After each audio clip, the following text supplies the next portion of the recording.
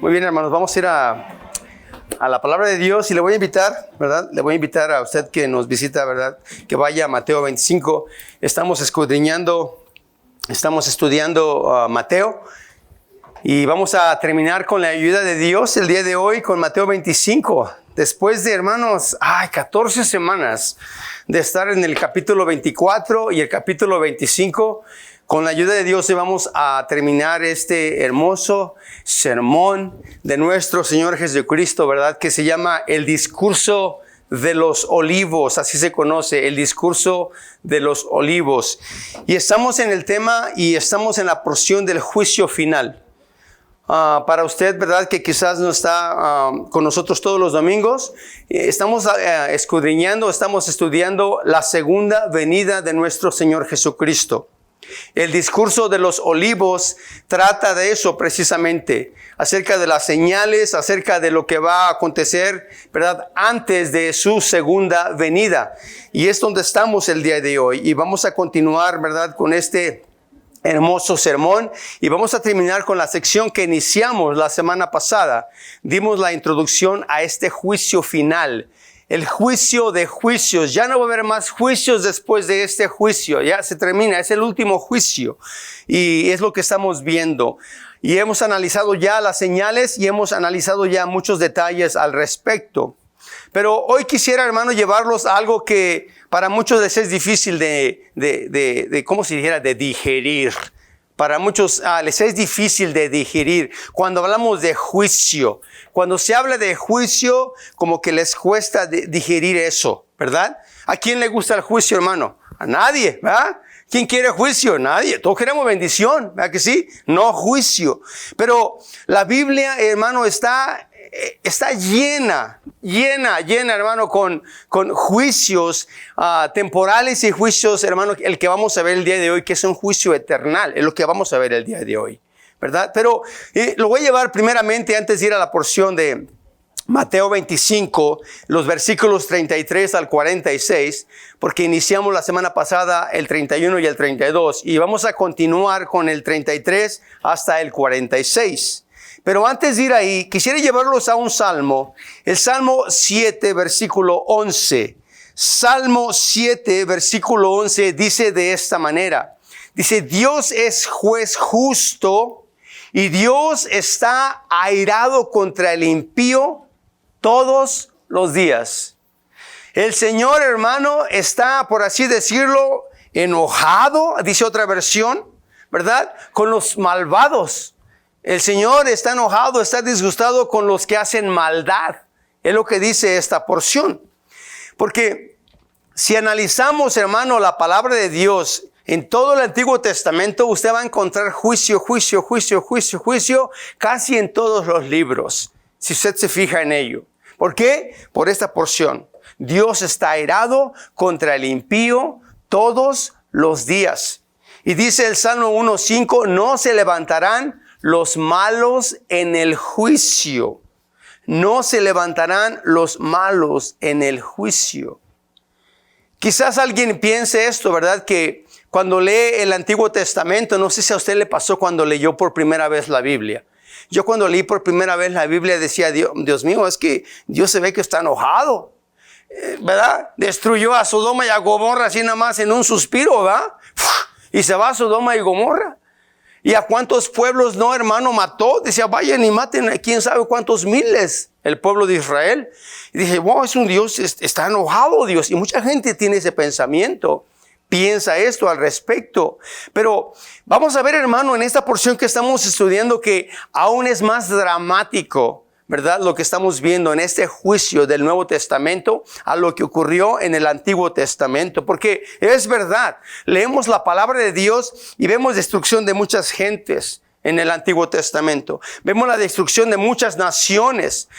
¿Cuántas guerras no hubo, hermano? Lea usted el Levítico, lea usted, hermano, cualquiera de los libros del Antiguo Testamento. Guerra y peleas y tanta muerte, ¿verdad? Y muchos piensan que el Nuevo Testamento, muchos piensan de esta manera, piensan que el Nuevo Testamento Dios se presenta solamente como un Dios de amor,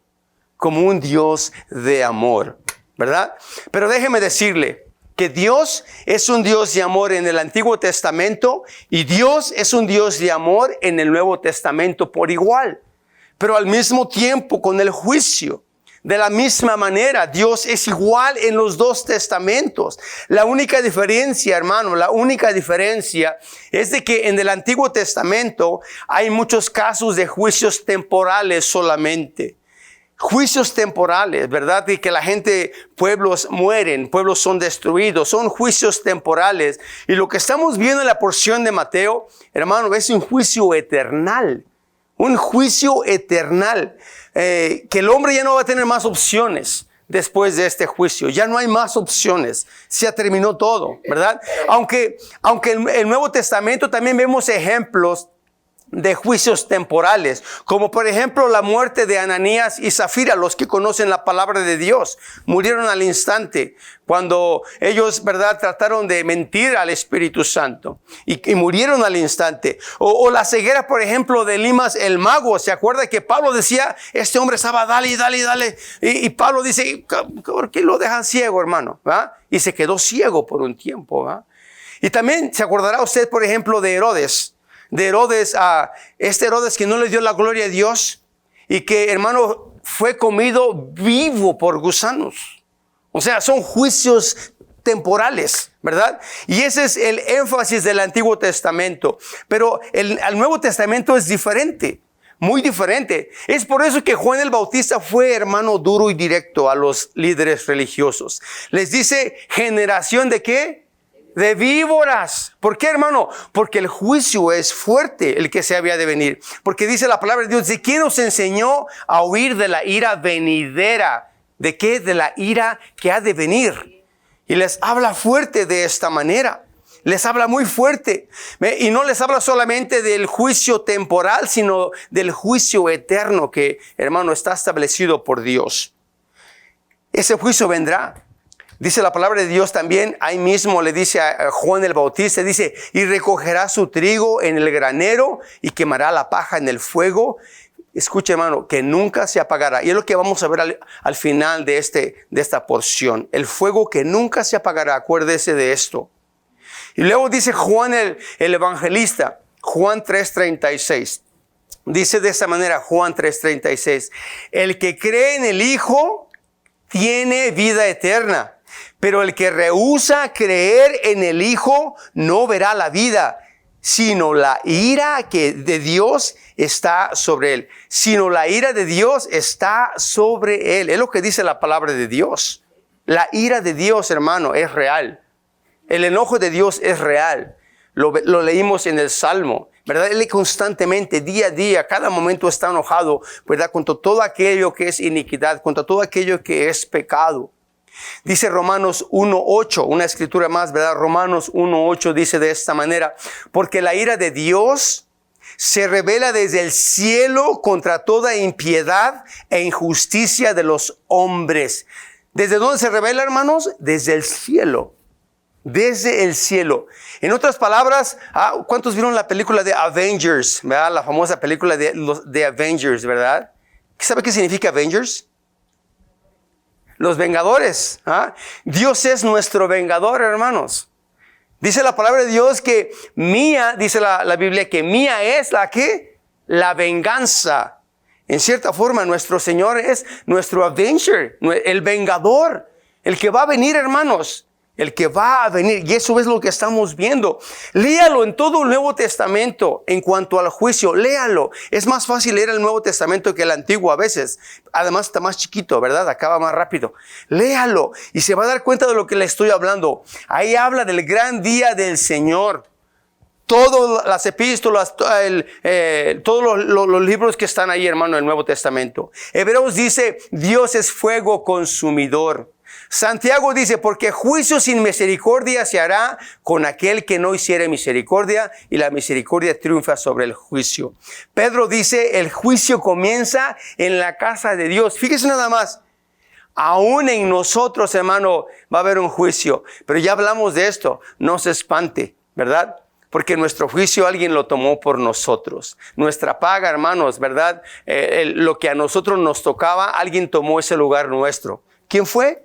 Jesucristo nuestro Señor. Él tomó nuestro lugar, ¿verdad? Él fue enjuiciado, ¿verdad? De malvado, de pecador que nunca lo fue. Él fue enjuiciado por nosotros. Así es de que, pero dice, el juicio comienza en la casa de Dios. Y si el pueblo de Israel y si el pueblo de Dios va a ser enjuiciado, imagínese, hermano, qué hará con el impío. ¿Qué hará Dios con el impío? Es por eso que Apocalipsis, si usted ha leído Apocalipsis, habla de tormentos, habla de copas de la ira, habla de fuego y azufre, habla de un lago de fuego, porque eso vendrá, hermano. Pero el Nuevo Testamento habla del juicio, pero no enfatiza tanto, hermano, en lo que es un juicio temporal, sino enfatiza más en el juicio eterno. En el juicio eterno. Y si el libro de los Hechos y si todas las epístolas hablan del juicio, usted dirá, los evangelios no hablan del juicio. Claro que hablan del juicio. ¿Y sabe quién habla más del juicio, hermano? Jesús mismo. Jesús mismo habla más del juicio que todos los que hablaron del juicio en cuanto al Nuevo Testamento. ¿Sabe por qué, hermano? Porque el pecado tiene que ser castigado, como aprendimos la otra vez. El pecado tiene que ser castigado. Jesús habló, hermano, de perdición. Jesús habló de obscuridad. Jesús habló de tormento. Habló de todas estas cosas. Habló del pecado que no sería perdonado, ¿verdad? La blasfemia contra el Espíritu Santo. Habló de todas estas cosas y sus consecuencias. Hermano, y habló fuerte porque son consecuencias fatales y son eternales. Y es lo que estamos viendo en este capítulo 25 de Mateo, que el día de hoy vamos a terminar. Estamos en el clímax, en lo más alto. Estamos cerrando, hermano, este gran sermón en cuanto a las advertencias de que Jesús viene otra vez. ¿Usted cree que Jesús viene otra vez? Amén. Cristo viene otra vez. Y va a venir, hermano, como ya lo hemos descrito en estas enseñanzas que hemos tenido. La semana pasada les advierte del juicio final, ¿verdad? Y dice en el versículo 41, yendo a la escritura de Mateo 25, si usted va al versículo 41, ahí dice, apartaos de mí, malditos, al fuego eterno, preparado para el diablo y sus ángeles. Son palabras fuertes, apartaos de mí, malditos, dice, al fuego eterno, preparado para el diablo y sus ángeles. Y luego termina diciendo en el 46, e irán estos al castigo eterno, Quizás alguien diga, yo pensaba que Jesús era pues todo amor, toda bondad, toda misericordia, ¿verdad? ¿Y será Jesús todo ello, hermano? Claro que sí. Claro que es todo amor, claro que es toda misericordia, ¿verdad? Claro que sí lo es. Pero cuando regrese, hermano, va a venir como juez. Cuando Él regrese, en la porción que estamos estudiando la porción después de la gran tribulación. Estamos en esa porción de que cuando termine la gran tribulación, después de que se vean todas esas señales, viene la señal, y la señal que es Jesús viniendo en las nubes con sus ejércitos celestiales, se aparece y, hermano, empieza el juicio final. Y no hay tiempo de nada, no hay tiempo de que, bueno, cuando lo vea me arrepiento. No, la gente ya tomó su decisión. Los que estén vivos en ese tiempo ya tomaron su decisión, si van a aceptarlo o lo van a rechazar. Jesús va a llegar y va a empezar el juicio, hermano. Va a empezar el juicio final. Y les advierte de esto muchas veces. El día de su regreso nadie lo sabe, pero sí les dice, estén listos, estén preparados, porque yo vengo otra vez. Y les da tantas advertencias, advertencia tras advertencia, advertencia tras advertencia. Vuelvo a los hijos y a los padres, ¿verdad? Los que hemos tenido el privilegio ya mis hijos están grandes, ¿verdad? 24 años y 28 años, pero cuando eran chiquitos, no se acuerda usted, o a lo mejor usted lo está viviendo ahorita, ¿verdad? Les decíamos, ya pórtense bien, ¿verdad? Ahí están haciendo lo que están haciendo, ¿verdad? Y otra vez va, ya que les dije, es la segunda vez y pórtense bien, ¿verdad? Y vamos otra vez y siguen los chamaquitos haciendo lo que no deben de hacer. Les advertimos 1, 2, 3 y ya de respuesta, hermano, aparece la chancla voladora, ¿verdad, hermano? ¿A usted no le llegó la chancla voladora? Mi mamá tenía una puntería, mi mamá, hermano, buena, ¿ah? Pero nos dieron advertencia tras advertencia, ¿sí o no? Pórtense bien y nada más no hacíamos caso y paz, hermano. Llegábamos. Ay, ¿verdad? Yo recuerdo, hermano, ir con mi hermano, puedo contar quizás, hermano, las veces que corregía a mi hijo mayor, ¿verdad? Quizás 1 o 2 veces. Y le decía yo, mira hijo, hago esto, iré con la famosa tablita del verso ese que instruye al niño, ¿verdad? Y le decía, mi hijo, hago esto porque te amo, ¿verdad? Y se agarraba sus pompitas. ¿Me amas? ¿Pero por qué me vas a pegar si me amas, verdad? Pues porque te amo, hijo. Porque te amo hago esto. Y así es nuestro Padre Celestial. Está, hermano, dando advertencia a este mundo. Nos está advirtiendo de que Él viene con ese juicio final. Lo leímos, la ira venidera, el castigo eterno. Hermano, lo hemos estado estudiando por semanas. Estos capítulos 24 y 25. Le digo, esta es la 14ª semana. Hemos estado estudiando estos 2 capítulos. Encierra tanta riqueza, hermano, en cuanto a lo que el Señor quiere dejarles. Porque esta conversación de Jesús fue privada con sus discípulos. Ahí los tenía en el monte, ¿verdad? Y ahí los tenía en el monte de los olivos, que es ese precisamente, ¿verdad? Mi hermano Rocha nos dio esa foto cuando fue a Jerusalén. Pero ahí estaba el Señor, ahí estaba con ellos dándoles instrucciones, advertencia tras advertencia. Porque ellos pidieron señales en el capítulo 24, el versículo 3 de Mateo. Querían señales y Jesús les muestra señales generales. Pero vuelvo a lo mismo, hermano, el día y la hora nadie lo sabe, ¿verdad? Nadie lo sabe. Pero eso sí, tienen que estar listos. La semana pasada vimos el juicio final, ¿verdad? Que será ¿dónde, hermano? ¿Se acuerdan aquellos que estuvieron aquí? ¿Dónde va a ser ese juicio final? ¿En dónde? Los que estuvieron la semana pasada. ¿Dónde va a ser el lugar del juicio final cuando Jesús venga al final de la gran tribulación? ¿Dónde va a ser? Jerusalén. Va a ser en Jerusalén. Es lo que vimos la semana pasada, ¿verdad? Ya vimos quiénes van a ser enjuiciados. ¿Quiénes? Todas las naciones. Es lo que estamos viendo. Todas las naciones van a ser enjuiciadas. Se van a congregar ahí en ese lugar. Y dice el versículo 32.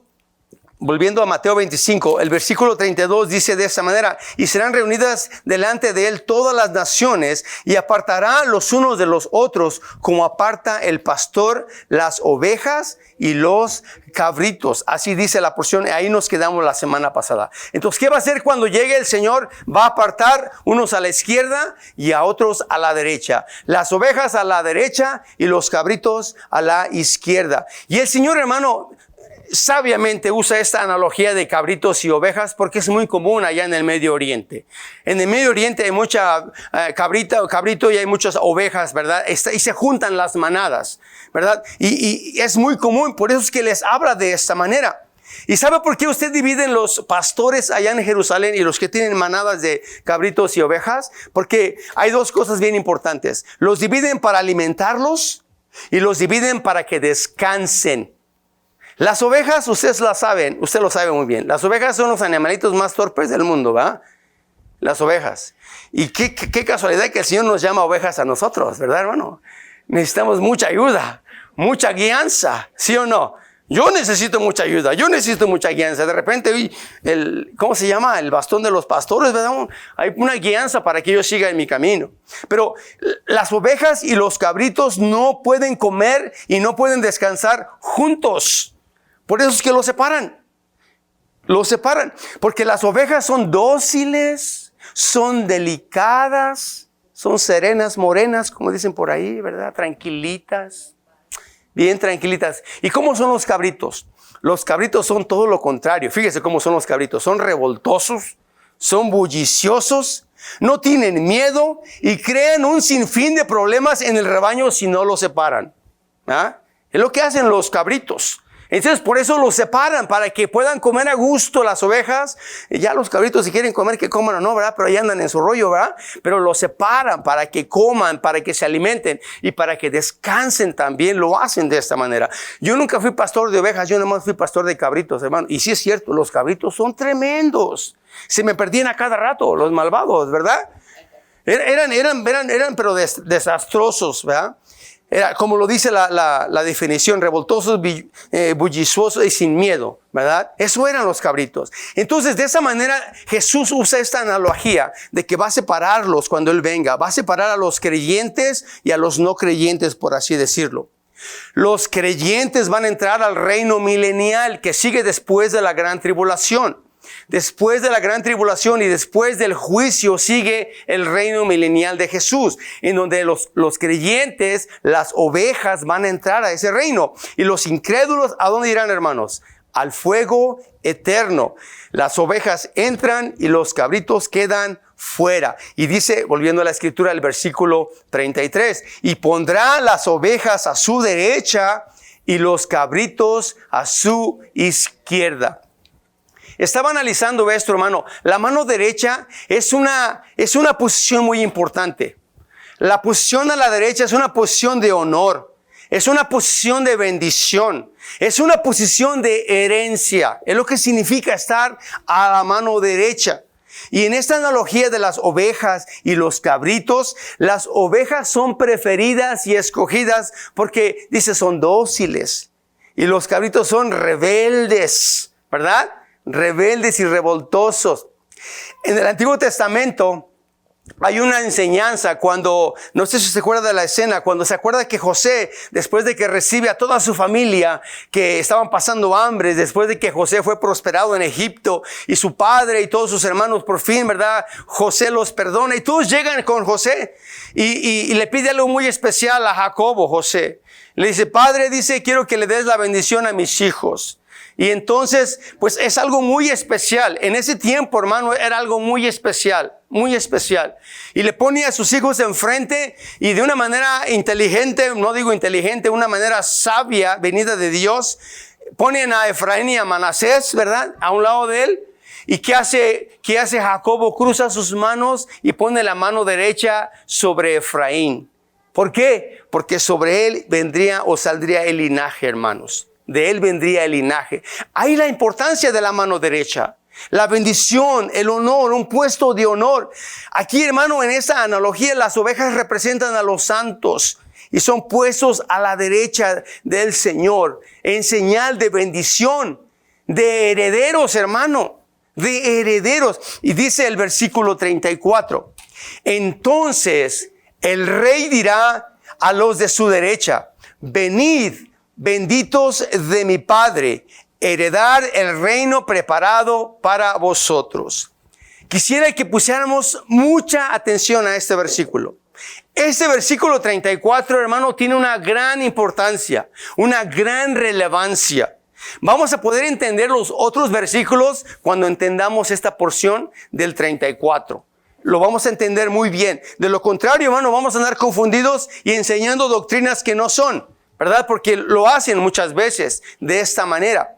Pero vamos a poner atención a estos versículos porque encierra algo maravilloso. Les dice a los de su derecha, vengan al reino, entren al reino preparado para vosotros desde la fundación del mundo. Esto le dirá a los creyentes que estén vivos, a las ovejitas que estén vivas en ese tiempo. Vengan, ¿verdad? Vengan a mi reino en su segunda venida, nuestro Señor.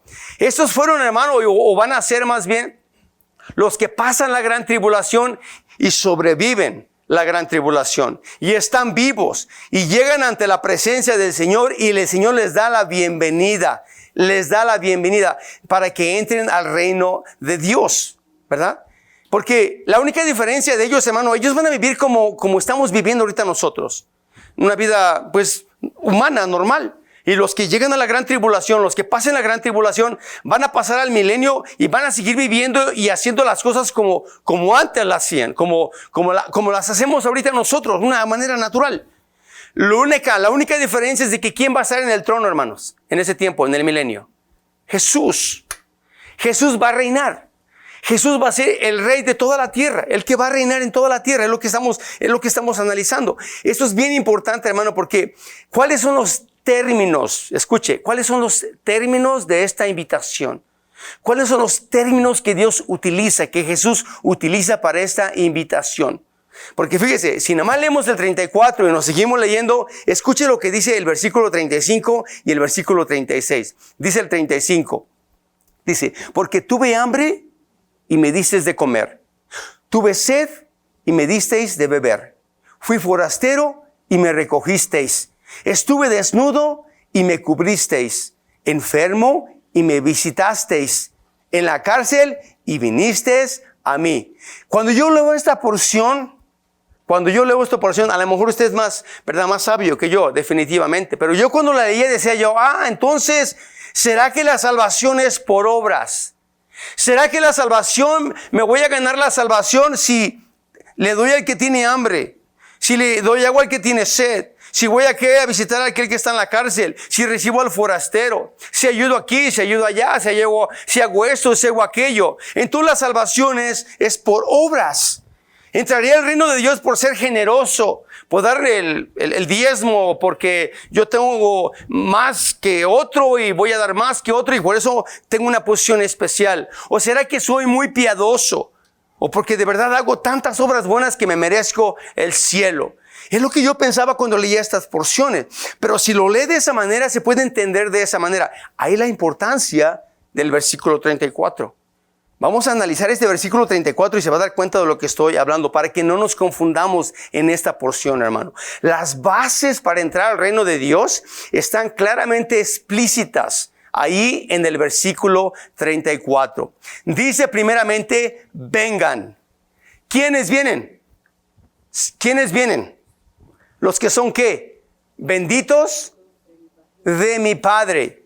El énfasis en la salvación está aquí. Tú eres bendecido o tú fuiste bendecido por mi Padre. Es lo que le está diciendo.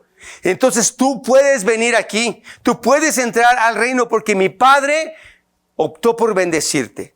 Tú entras por eso precisamente. Porque mi Padre te bendijo. Y hermano, y aquí lo expresa de esa manera. ¿Cómo se llama esto doctrinalmente? ¿Cómo se llama esto doctrinalmente? Predestinación, ¿verdad que sí? Predestinación. Soberanía de Dios. Soberanía de Dios. Él te redimió en su amor soberano, por así decirlo. Porque el versículo 34 habla de redención, habla de salvación y habla de justificación.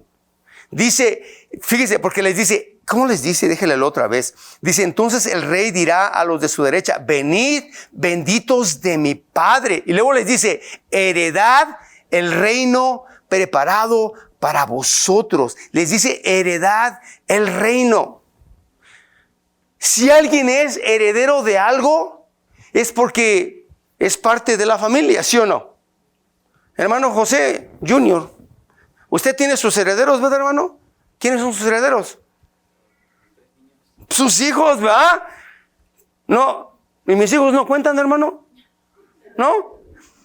Son sus hijos, ¿verdad? Sus herederos.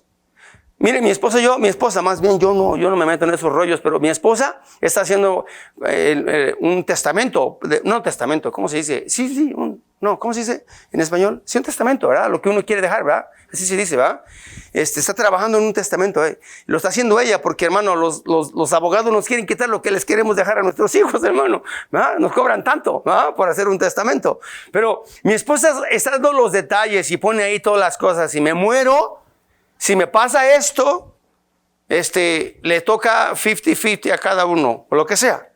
Mis hijos son los herederos de lo poquito o mucho que tengamos, ¿verdad? ¿Por qué? Porque son parte de la familia, ¿sí o no? Son parte de la familia. Y estos que han nacido de nuevo, estos que van a entrar al reino, son parte de la familia. Estos por fe entran al reino de Dios. Pasaron a ser parte de la familia de Dios. Mire, vaya a Efesios, por favor. Efesios capítulo 1, versículo 4 y 5. Hermanos, este versículo es bien importante, bien importante. Efesios capítulo 1, versículos 4 y 5 dice de esta manera. Dice, según nos escogió Él, dice, en Él, antes de la fundación del mundo, para que fuésemos santos y sin mancha delante de Él. En amor, habiéndonos predestinado para ser adoptados hijos suyos por medio de Jesucristo, según el puro afecto de su voluntad. Hermanos, si usted es salvo, si usted es salva, si usted tiene a Jesús en su corazón, Si usted sabe que es salva, sabe que es salvo, usted ha sido electo por la gracia soberana de Dios. Por la gracia soberana de Dios, solamente. Y usted es bienvenido y usted es bienvenida a la familia de Dios. Mira, hermano, esto es tan fácil de entender. Este versículo, según nos escogió en él antes de la fundación del mundo para que fuésemos santos y sin mancha delante de él, en amor, habiéndonos predestinado para ser adoptados por hijos suyos. Hermano, es tan fácil de entender, pero a muchos se les hace tan difícil de comprender. ¿Y sabe qué dicen? Dicen, Dios no es justo entonces. Él sabe quién va a entrar y quién no va a entrar. ¿Qué tal si yo opto por seguirlo? Y luego me dicen, no, pues tú no eres de los escogidos, tú eres cabrito. Tú te quedas fuera. Voy a echar a perder toda mi vida siguiendo a él y no voy a hacer nada y de todas maneras no voy a entrar. ¿Usted cree que así sea Dios, hermano?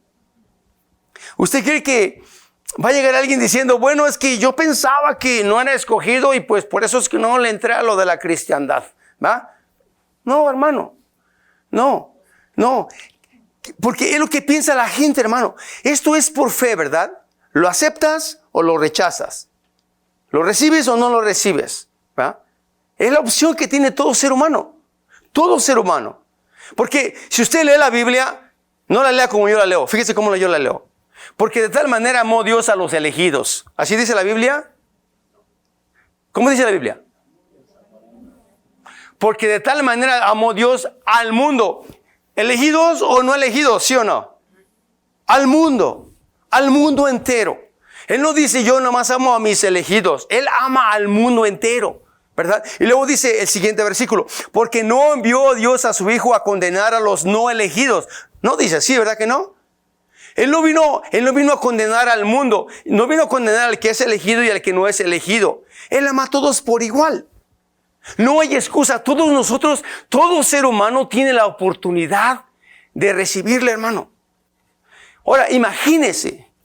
Eso solamente pasó por mi cabeza anoche, ¿verdad? Imagínese que usted supiera que no es elegido. ¿Qué haría? Ya sé que ya no soy elegido. ¿Para qué me esfuerzo? Pero tú no sabes si eres elegido o no eres elegido. Pero Dios en su soberanía, Él ya sabe quiénes son los elegidos de Dios. Él lo sabe desde antes de que, como dice la Biblia que leímos en Efesios, antes de la fundación del mundo. Desde antes que tú nacieras. Mira, tú no te has casado y ya sabe Dios cómo le vas a poner a tus hijos, a los que no se han casado. ¿Por qué? Porque ya está todo predestinado por Dios. ¿Por qué? Porque Dios, hermano, en su omnisciencia, hermanos, Él sabe todas las cosas. En su presencia, Él sabe antes de que sucedan las cosas. Él sabe todo esto. ¿Cómo es eso? No vaya a quererlo entender, hermano, por favor. Se va usted a ir a las bibliotecas y no va a encontrar nada de eso. Eso solamente se cree por fe, hermano. Dios sabe todas las cosas. Dios sabe quiénes son y quiénes no son. ¿Verdad? Por eso, hermano, todos nosotros, todo el mundo, como ya leímos, tienen esa oportunidad de, hermano, de recibirle o rechazarle. Yo le pregunto, ¿qué hizo Pedro? ¿Qué hizo Pedro cuando negó a Jesús? ¿Qué hizo Pedro? ¿Se acuerda cuando Pedro lo negó 3 veces? ¿Qué hizo Pedro? Lloró amargamente. Así dice la Biblia, lloró amargamente. ¿Por qué, hermanos? ¿Por qué lloró Pedro amargamente? ¿Porque él se acordó que era elegido? ¿O porque dijo, ay sí, yo era elegido y la regué, ¿verdad? No, lloró amargamente porque sabía quién era Jesús. Porque sabía que era su Señor, que era su Salvador. Y lloró amargamente. ¿Y qué hizo Pedro? Se arrepintió, ¿sí o no? Ahora le pregunto, le voy a voltear la tortilla, ¿verdad? ¿Qué hizo Judas? ¿Qué hizo Judas? ¿Se acuerda? ¿Qué hizo Judas? ¿Lloró amargamente? No, hermano. Si Judas se hubiera arrepentido, ¿usted cree que hubiera sido de los elegidos? Claro que sí. Claro que sí. ¿Verdad? Porque de tal manera amó Dios al mundo que ha dado a su Hijo unigénito para que todo aquel que en Él cree no se pierda, mas tenga vida eterna. todo aquel que en Él cree. Ahí está el énfasis, hermano. El convenio eterno. ¿Sabe quién hizo ese convenio eterno? Dios mismo. Dios mismo hizo ese convenio. No fue un convenio entre Él y el hombre. Él mismo hizo este convenio, porque Él sabía todas estas cosas. Hay una porción, hermano, que yo no la entendía hasta que me cayó, hermano, el 20. En Jeremías, capítulo 31, versículo 3, la escuchaba y no entendía, hermano. No entendía esto. Hasta que comprendí cuánto me amaba Jesús. Y en Jeremías 31:3 dice así: Jehová se manifestó a mí ya hace mucho tiempo, diciendo, ¿se acuerda? ¿Cómo dice? Con amor eterno. ¿Cuál es el amor de Dios? El amor de Dios es eterno, hermano. Es eterno. Mire, si usted está casado, yo le voy a decir algo, que su amor sea eterno para con su esposa, pero aquí en la tierra, ¿verdad? Porque allá en el cielo se acabaron los matrimonios, hermano. Y dice las mujeres, gloria a Dios, porque ya me trae hasta acá. Pero mientras usted esté aquí, dice la Biblia que lo que unió Dios no lo separe el hombre. Luche, pelee, como sea, y no se separe. Siga junto, sigan luchando. Porque con amor eterno, nuestra relación ya como salvos, individualmente con Dios, el amor de Él hacia nosotros, hermano, es eterno, es para siempre. Es para siempre. Porque allá, hermano, vamos a estar alabando a nuestro Dios, vamos a amar a nuestro Dios, a nuestro Señor, de la misma manera que lo hacemos aquí en la tierra. Porque su amor hacia nosotros es eterno. Entonces, ¿quiénes van a entrar, hermano, al reino en ese entonces, en el reino milenial? Todos aquellos que dan buenas limosnas, caridades, o que tienen, o que están socialmente involucrados, o que hacen buenas obras. ¿Serán estos los que van a entrar? No, ¿verdad, hermano? No. Sino aquellos que Dios ya sabía desde antes de la fundación del mundo que iban a ser salvos, y aquellos que respondieron al llamado de Dios. Mire, vaya otra vez conmigo a la Biblia. Vaya a 1 de Pedro, capítulo 1, versículo 3 y 4.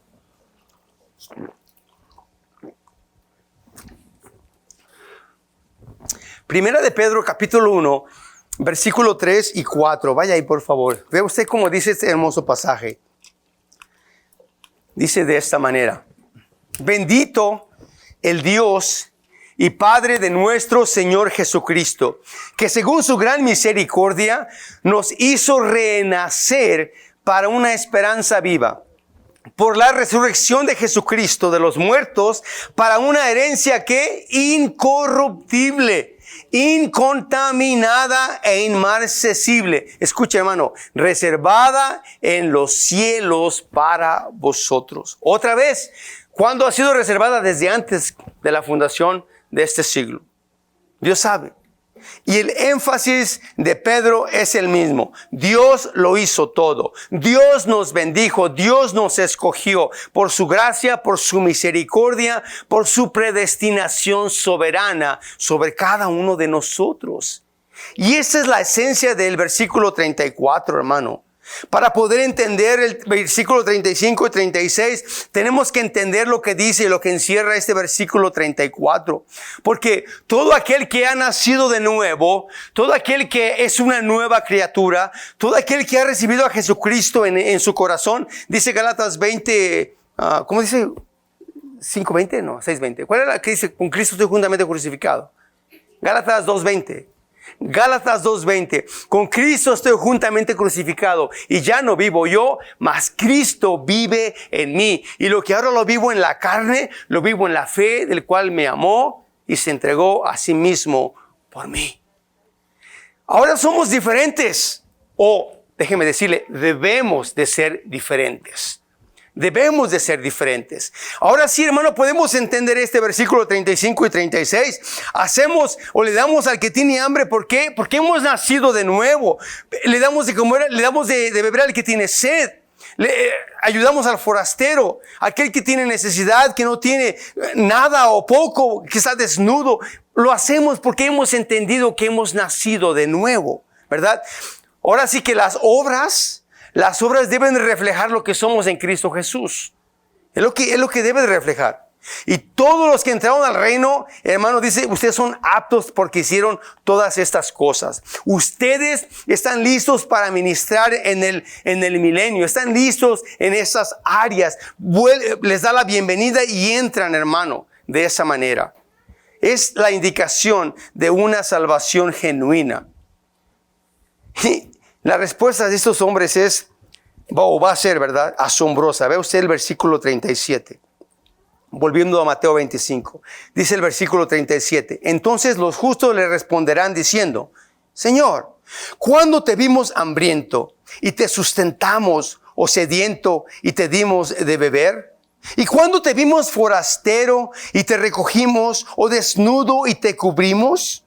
¿O cuándo te vimos enfermo o en la cárcel o vinimos a ti? Respondiendo el rey les dirá, de cierto os digo que en cuanto hicisteis a uno de estos mis hermanos más pequeños, a mí lo hicisteis. Hermano, cuando abrimos nuestros brazos, cuando abrimos nuestro corazón, ¿sabe para quién lo hacemos? Lo hacemos para el Señor. Lo hacemos para Él. Cuando el Señor pone en nuestro corazón ir a visitar a una familia o animar a alguien que está desanimado, hermano, lo hacemos para el Señor.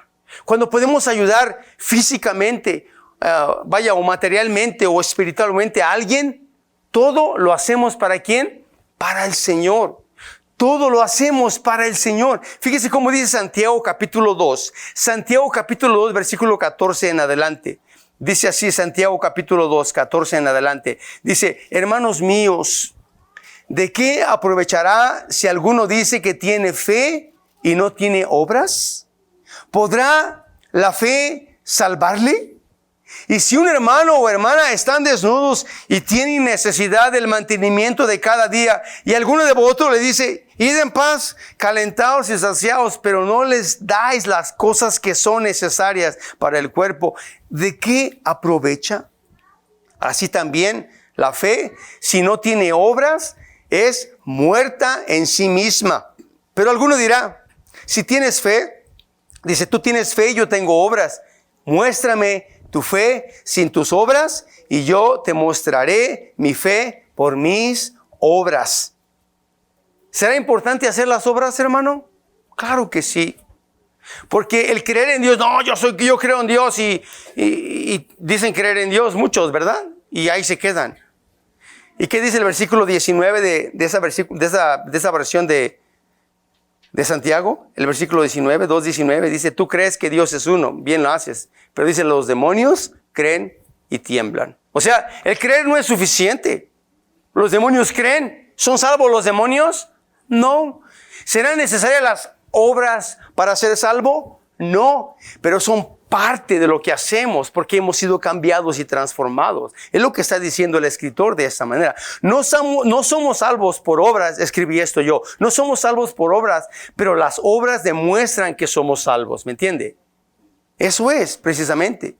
Y en el versículo 37 dice, ¿cuándo te vimos hambriento y te sustentamos, o sediento y te dimos de beber? Hermano, aquel que es hijo de Dios, aquel que es hija de Dios, hace estas cosas de una manera natural.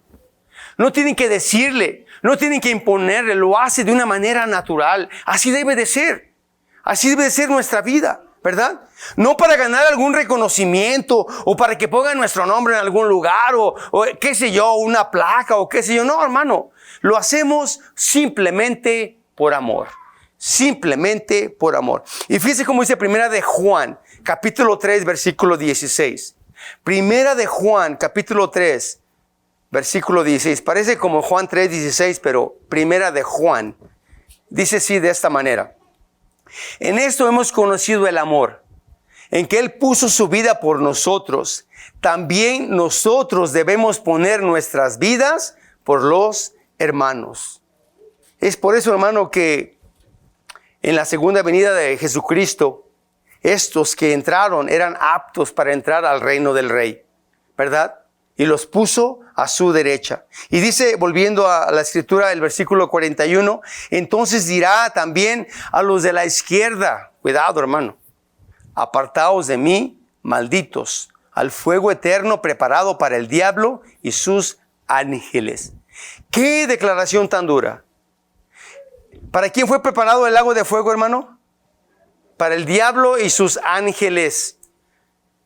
¿Quién quiere ir voluntariamente ahí? Estos, hermano. Estos. Voluntariamente quieren ir ahí. Porque al igual que los elegidos, como dicen algunos, ¿verdad? Y los no elegidos, yo diría que al igual que todo el mundo tienen la oportunidad de arrepentirse, de pedir perdón y de ponerse a cuentas con Dios y entrar al reino del rey. Pero optan por sí mismo entrar juntamente a un lugar que no fue preparado para ellos. Fue preparado para el diablo y sus ángeles. Pero, hermano, estos mismos, el diablo y sus ángeles, en un momento gozaron de la presencia de un Dios santo. Es increíble, ¿no cree usted? Es increíble que un día estos también, hermano, fueron parte y estaban en la presencia del Dios santo. Pero escogieron la impiedad, escogieron la maldad, escogieron rebelarse, hermano. Y de una manera, hermano, esto ya no es reversible. Tu decisión es tu decisión. Y la decisión que tomen en aquellos que estén en esa etapa final del gran juicio ya va a ser irreversible. Ya no va a haber otra opción, ¿verdad? La decisión ya ha sido tomada. Y el ser humano escoge el camino a donde él quiere ir. Pero muchos van a optar por ser rebeldes. ¿Sabe? Dios desde el principio, Dios quiso tener comunión con el hombre. Ese fue su deseo, tener comunión con el hombre. Pero el hombre ha optado por la destrucción de él mismo.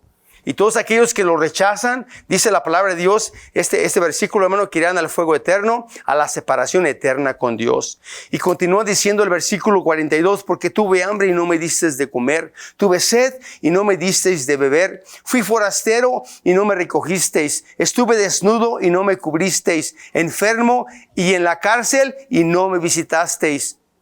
Y luego dice el versículo 44, entonces también ellos le respondieron diciendo, Señor, ¿cuándo te vimos hambriento, sediento, forastero, desnudo, enfermo o en la cárcel y no te servimos?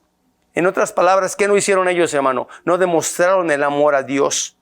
No hubo un cambio en sus vidas. Solamente tenían la apariencia, pero no fueron transformados de adentro hacia afuera.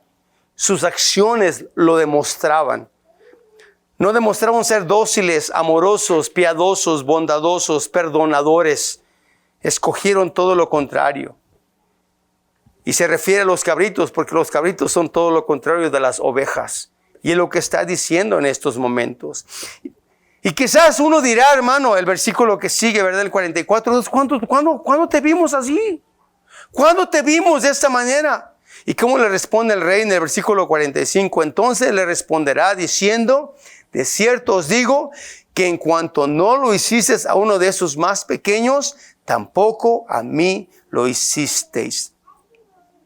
Por cuanto no ministrasteis e hicisteis a estos más pequeños, a mí lo hicisteis. Hay un versículo, hermano, que no sé a usted cómo le caiga, pero en aquel día va a haber algo tremendo, hermano. Va a ser algo tremendo. Pero en aquel día, y hablamos la semana pasada de que cuando uno muere, hermano, el juicio se hace ahí al momento en que uno muere. No necesitamos esperar la segunda venida de Cristo. No necesitamos esperar a su venida que viene a recoger a su iglesia. El juicio comienza, hermano. El juicio es cuando usted se muera. Ahí está la decisión tomada. Ya no hay más que hacer. Antes de morir sí, pero ya muertos, ahí está la decisión ya tomada. Pero en aquel día muchos dirán, fíjese hermano, vaya por favor a este pasaje. Y ya con esto casi vamos a terminar. En aquel día, Mateo 7, 21 al 23. Mateo 7, del 21 al 23. En aquel día final, hermanos, en aquel día, Mateo 7, 21 al 23 dice así. No todo aquel que me dice Señor, Señor, entrará en el reino de los cielos, sino el que hace la voluntad de mi Padre que está en los cielos. Muchos, escuche hermano, muchos me dirán en aquel día, Señor, Señor, ¿no profetizamos en tu nombre? Y en tu nombre echamos fuera demonios y en tu nombre hicimos muchos milagros. ¿De quién está hablando, hermano? De gente que estaba en la iglesia, que quizás eran hasta profetas según ellos. que quizás tenían el don de expulsar demonios o el don de la sanidad, y según ellos. Y entonces les declararé, nunca os conocí. Apartaos de mí, hacedores de maldad. ¿Sabe por qué, hermano? Porque el Señor sabe quién es oveja y quién es cabrito, hermano. Solamente Dios lo sabe. Y en aquel día, hermano, esta será una sorpresa tremenda para aquellos que lleguen de esta manera. Porque serán condenados, hermano. Y ya no habrá nada que puedan hacer. Nada que puedan hacer. Es increíble, hermano. Es increíble. Mire, ya nada más por último, fíjese. ¿Qué pasará con aquellos que son juzgados en ese tiempo después de la gran tribulación? Viene Jesús, hace el juicio, Él es el juez y aparta a la derecha y a la izquierda. ¿Qué pasará con los cabritos que van a estar vivos también? Van a entrar a ese juicio vivos, como los que están a su derecha, vivos. ¿Qué pasará con ellos? ¿Cómo morirán, hermano? ¿Cómo morirán ellos? Mire, y si la Biblia no dice nada, al respecto, es mejor no decir nada, ¿verdad? Si la Biblia no dice, mire, va a ser así de esta manera en cierta cita bíblica, lo digamos, pero como no sabemos, no es bueno especular. Pero sí podemos indagar un poquito al respecto. Mire, vaya a Zacarías capítulo 14. Zacarías 14, versículo 4 y 5. ¿Cómo morirán estos, hermano? Después de que escuchen el veredicto del juez, ¿cómo morirán? A los que están vivos, a los que son cabritos. En Zacarías capítulo 14, versículo 4 y 5, dice de esta manera, cuando Jesús venga por segunda vez, dice, y se afirmarán sus pies en aquel día sobre el monte de los olivos, que está enfrente de Jerusalén al oriente, y el monte de los olivos se partirá por en medio hacia el oriente y hacia el occidente, haciendo un valle muy grande, y la mitad del monte se apartará hacia el norte y la otra mitad hacia el sur, y huiréis al valle de los montes, porque el valle de los montes llegará hasta Asal. Dice, huiréis de la manera que huisteis por causa del terremoto en el día de Usías, rey de Judá, y vendrá Jehová mi Dios, y con él todos los santos. ¿Qué va a pasar, hermano, en ese día? Cuando Jesús viene y pone su trono en Jerusalén, va a ser un gran valle en esa parte de ahí. Un gran valle. Las naciones van a estar ahí reunidas. El rey va a promulgar el veredicto a cada uno de ellos, hermano, porque él va a ser rey de toda la tierra. Y dice esta porción que habrá un gran valle. Luego dice, el versículo lo vuelve a afirmar, el 9 de Zacarías 14. Cuando habla, dice, Jehová será rey sobre toda la tierra. Que él va a ser rey, el que va a estar ahí reinando sobre cada uno de ellos. Y viene el juicio que caerá sobre ellos. ¿Cómo morirán estos hombres, hermano? Y estos que queden hasta ese momento. ¿Cómo morirá cada persona? No lo sé. No lo sé. Pero lo que sí le puedo decir, que si a Herodes se lo comieron los gusanos imagínense.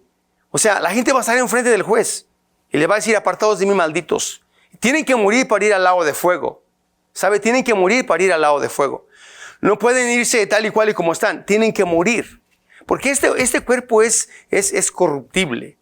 Esto se deshace, hermano, en un momento. Nuestro cuerpo se deshace en un momento. Pero ellos van a ir a un castigo eterno, hermano. Es un castigo eterno que va a durar ¿cuánto, hermano? Pues si es un castigo eterno, va a ser para siempre, ¿verdad? Este cuerpo no aguanta un castigo eterno. Este cuerpo no lo aguanta. Pero yo pienso, hermano, y solamente, como le digo, no sabemos. Quizás el Señor mande una plaga y todos se mueran al instante. No lo sé con exactitud, ¿verdad? No, y como le digo, no vamos a especular, pero habla la Biblia de un castigo eterno. Porque si alguien dirá, bueno, se mueren y ahí se acaba todo. O sea, se mueren y ya se acabó el castigo, ya no hay más castigo. Ya se murieron y se acabó todo. No es así. Porque entonces no sería una vida eterna para nosotros tampoco. Nosotros vamos a tener una vida eterna, ¿sí o no? Vamos a vivir eternamente. Entonces, ¿por qué? Porque tendremos un cuerpo cambiado y transformado, ¿verdad? Un cuerpo glorificado. ¿Y qué hay de estos, hermanos, que irán, como dice el versículo 46? Dice, e irán esos al castigo eterno y los justos a la vida eterna. ¿Cómo será esto, hermano? ¿Cómo será esto de que van a ser castigados por toda la eternidad? Mire, vaya por favor a Marcos, capítulo 9. Y esta es la última escritura. Y hacemos una oración. Marcos 9, versículo 42 al 50. El castigo por igual para estos cabritos va a ser eterno. Y dice Marcos de esta manera, ¿verdad? Y subraya algunas cosas que le llamen la atención en este hermoso pasaje. Dice el versículo 42. Cualquiera que haga tropezar a uno de estos pequeñitos que creen en mí, mejor le fuera si se le atase una piedra de molino al cuello y se le arrojase en el mar.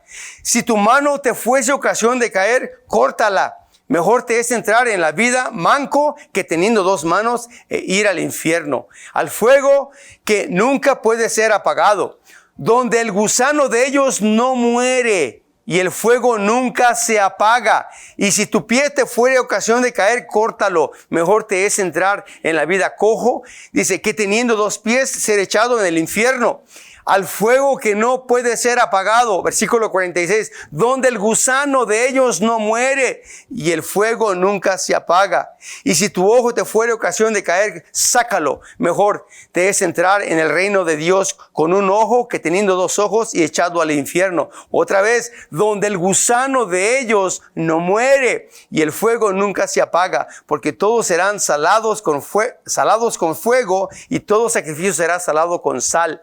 Buena es la sal, mas si la sal se hace insípida, ¿con qué sazonaréis?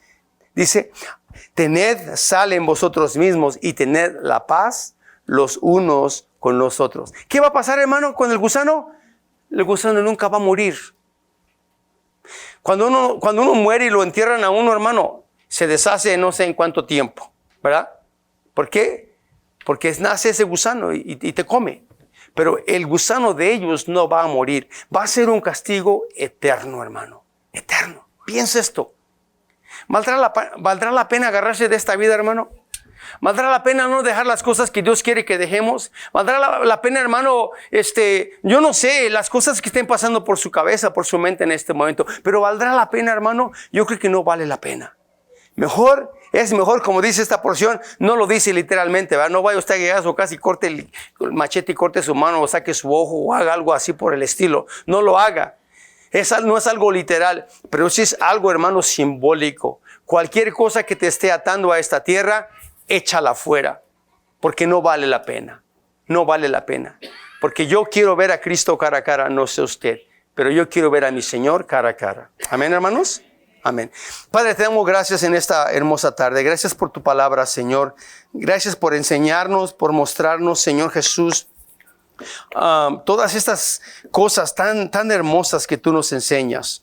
Gracias por darnos la bendición para todos aquellos, Señor, que ahora podemos decir con la seguridad y con la certeza de que somos salvos, de que tú estás en nuestro corazón, de que tú vives en nosotros, de que tú eres el Rey de Reyes en nuestra vida, de que tú eres Señor de nuestra vida. Gracias te damos por esa hermosa bendición.